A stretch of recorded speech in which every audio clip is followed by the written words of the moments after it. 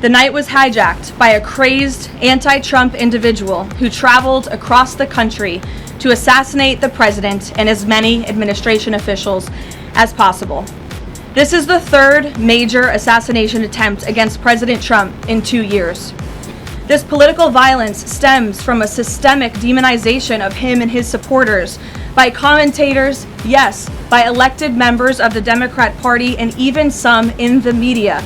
This hateful and constant and violent rhetoric directed at President Trump day after day after day for 11 years has helped to legitimize this violence and bring us to this dark moment. Those who constantly falsely label and slander the president as a fascist, as a threat to democracy, and compare him to Hitler to score political points are fueling this kind of violence. The left-wing cult of hatred against the president and all of those who support him and work for him has gotten multiple people hurt and killed, and it almost did so again this weekend. Who traveled across the country to assassinate the president and as many administration officials as possible. The deranged lies and smears against the president, his family, his supporters have led crazy people to believe crazy things, and they are inspired to commit violence because of those words. Rachel. Karoline, does the administration view this as a security failure, or did the protocols work as they were designed? And again, having been right up there on the stage with the president and the first lady, I can tell you it was seconds before we were told to get down, and it was seconds before we found ourselves in the hold room backstage. It all happened literally within a matter of seconds. Thought that gaggle out of the sticks would be your last one before your baby. Back in 2024, when the president had the attempt on his life in Butler, you cut your paternity leave short back then. You're obviously back here today after Saturday. Can you just elaborate a little bit why you felt it was important to be here to bring to the media and talk to the American people from the stand? Sure. It's sort of crazy timing when you put it that way for both children with 2 assassination attempts against the president.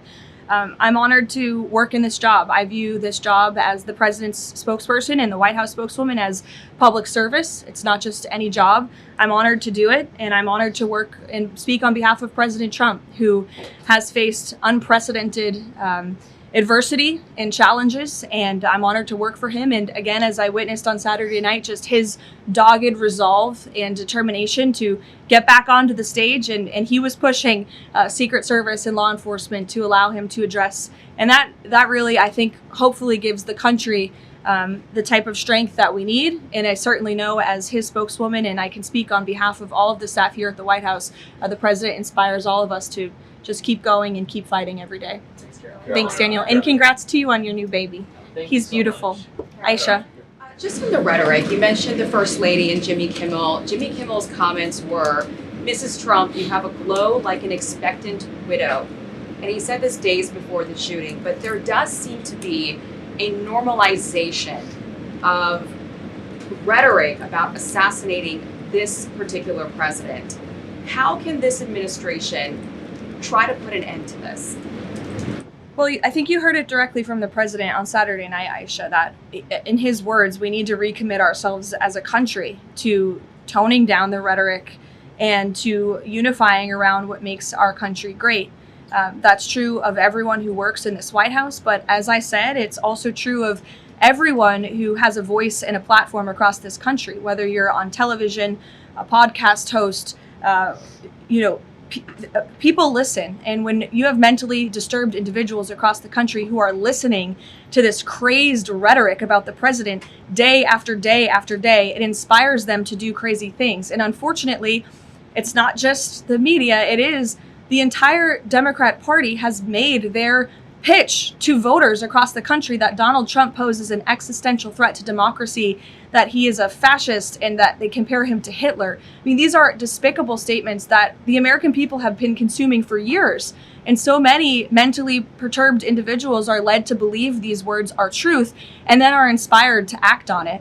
I have a whole host of examples that we can share with you after. It is pages and pages of major Democrat Party elected officials saying, such as Rep. Hakeem Jeffries just this month said, "We are in an era of maximum warfare everywhere all the time." Governor Josh Shapiro said heads need to roll within the administration. Senator Alex Padilla said people are, quote, dying because of fear and terror caused by the Trump administration. Senator Elizabeth Warren, President Trump is making the country look like a, quote, fascist state.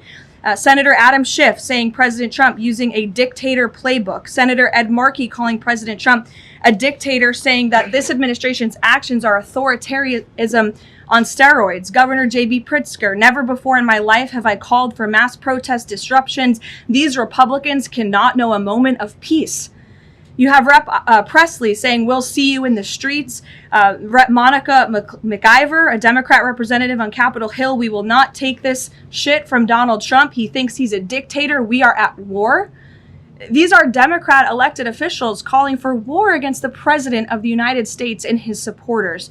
I could go on, but again, when you have people in positions of power that are saying things like this every single day for years, you are inspiring violence by people who are already mentally ill. And that's what we've seen against this president for far too long. This is disinformation and misinformation online. There will be bite-sized clips that will go viral to the point where there are Americans in this country that believe that what happened Saturday night was staged. How does this White House tackle that with social media companies out there, whether it's X, Facebook, Instagram? How do they work with these companies to make sure that doesn't get out of control?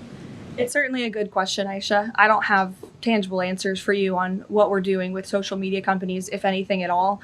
What I will say is it's very important to us that we get the truth and the facts about this case and any case out there as quickly as possible to dispel some of that crazy nonsense that you do see running rampant online. And I think the Department of Justice and the FBI thus far have done a good job of disseminating the truth and the facts about this alleged attempted assassin, the perpetrator in this case. And I understand he'll be arraigned in court very soon. You all see that. And the Department of Justice will be giving a briefing and an update later today. So as far as we're concerned, just providing maximum transparency and hopefully people will believe the truth rather than the lies and the conspiracies that so often do go crazy on social media. Rachel. Thanks, Karoline. Does the administration view this as a security failure, or did the protocols work as they were designed? The president has said he believes that the protocols worked. Again, you had a perpetrator who tried to breach the security parameter that was set up by Secret Service, and he was running as fast as he could and was immediately neutralized moments later. And again, having been right up there on the stage with the president and the first lady, I can tell you it was seconds before we were told to get down, and it was seconds before we found ourselves in the hold room backstage. It all happened literally within a matter of seconds. The president, the vice president, and the first lady being pulled to safety. That is not done if there's a lapse. So Secret Service did their jobs well. They communicated with one another to remove the president and the vice president to safety as quickly as they could, and obviously to neutralize the shooter as well. And thank God they did, because if that man was allowed into that ballroom, it would have been a much different scene. And just one more follow-up on just how the White House could be rethinking security protocols going forward. I mean, we all remember after the attempted assassination in Butler, there were indoor rallies that were held after that. Is that out of the question, changing any additional security protocols when it comes to how the president does these events that are outside of the White House? I definitely wouldn't say changes are out of the question. I think, again, that it's up to the White House here, and we view it as a great responsibility to ensure the maximum safety of the president and the vice president and the entire cabinet. And so we're always looking for ways to improve security. I think if you just sit here and say everything is perfect all the time, that's not a good way to operate. And so the White House will continue to engage with DHS and with Secret Service to find ways to improve and strengthen security. But as far as Saturday night is concerned, the president was satisfied with the response, and he's very grateful to the men and women who provided the response for him and his wife and members of his team. Deanne. Thanks, Karoline. The president has talked about rescheduling the dinner within 30 days. Does he have a specific venue in mind? And would he consider hosting it at the White House?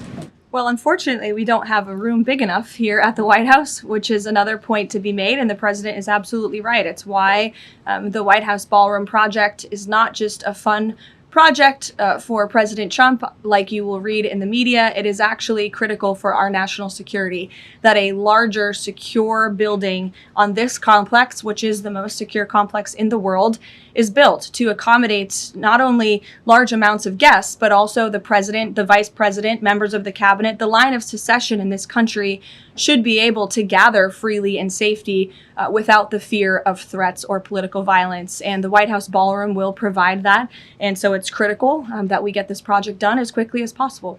Iran as well. Thank you, Caroline. Caroline. Thank you, Caroline. Two questions, if that's all right. First, on the security situation on Saturday, kind of a follow-up here. Previous administrations have sent both the president and the vice president to the dinner.